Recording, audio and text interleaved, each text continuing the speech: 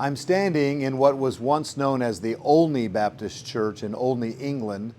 Now it is named the Sutcliff Baptist Church because their pastor, John Sutcliff, labored for 39 years in this place from 1775 until 1814. Many great things could be said about the prayers of Pastor Sutcliff, about the yearning for revival that he and John Ryland and others had as they held special prayer meetings here. But perhaps one of the most significant things that happened in this little village and in this smaller church was the day that William Carey came in to hear the message. And as William Carey began to attend here, his heart began to burn within him until he came to Pastor Sutcliff and said, "I feel a burning in my heart to be a preacher." Well, not long after that, he preached his first sermon right here at this Olney Baptist Church.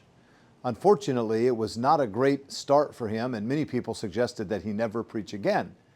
However, Pastor Sutcliff saw that Carey's yearning was the result of prayer and the result of patience, and so he encouraged William Carey, and soon Carey preached another sermon, and this time God began to work through his life. And 7 years later, William Carey became what we now call the father of modern-day missions. He sailed to India. He learned many different languages and dialects, translated the scriptures into those languages and dialects, and began leading people to Christ. The work was slow at first, but finally he began to touch that continent with the gospel of Jesus Christ. I stopped to ponder the influence of one single small village and one man, John Sutcliff, just to patiently mentor and train a young Timothy, who became the father of modern-day missions.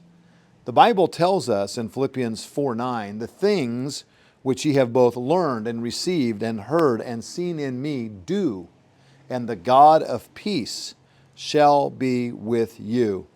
The Bible also says in 1 Timothy 1:2, "Unto Timothy, my own son in the faith, grace, mercy, and peace from God our Father and the Lord Jesus Christ."